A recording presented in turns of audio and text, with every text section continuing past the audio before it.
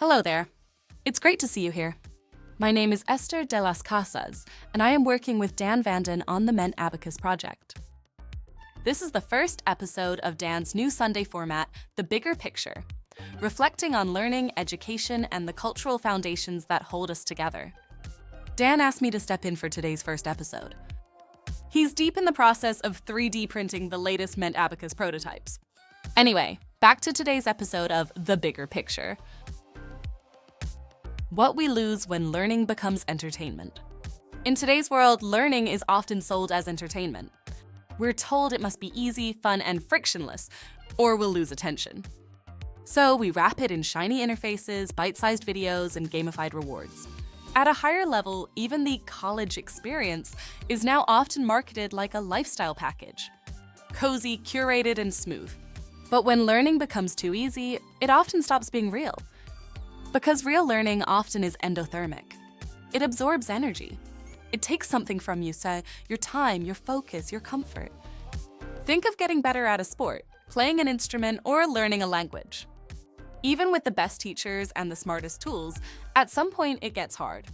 You sweat, you stumble, you struggle, you face frustration.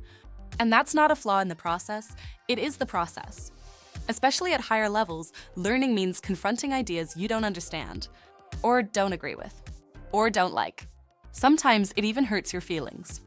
But that's the point. If you want to grow, there is no shortcut, no magic upload. Swallow it. There simply is no glory without pain. On a personal note, I once intended to wander into tax law, taking evening classes. It was always Monday and Tuesday nights. I admit, I suffered my way through it. I completed the course and never pursued tax again. It simply wasn't my field. Still, I don't know how often I've benefited from that awful year. The discipline, the mental structure, the tolerance for complexity. The pain had a purpose, even if the path didn't lead where I thought it would. But education isn't meant to be a spa day. It's meant to be a journey, one that includes effort, questioning, and growth. We need to remember the North Star, to keep seeking truth even when the path feels steep, to rigorously pursue truth even though, and especially, when the hike gets steep. Socrates didn't teach through entertainment. He asked hard questions. He challenged what people thought they knew. And yes, that made him unpopular with those in power. But that legacy endures because it speaks to something timeless.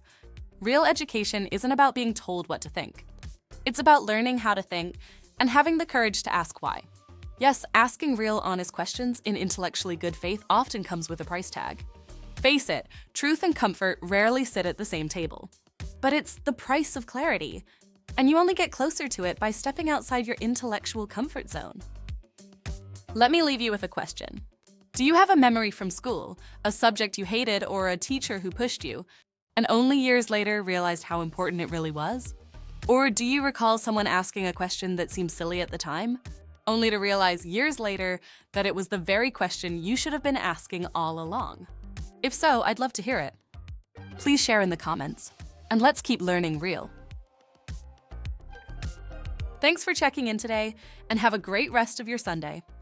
And remember, Dan always says, learning isn't a trend. Structure still works. Square, not hip. Visit mentabacus.com.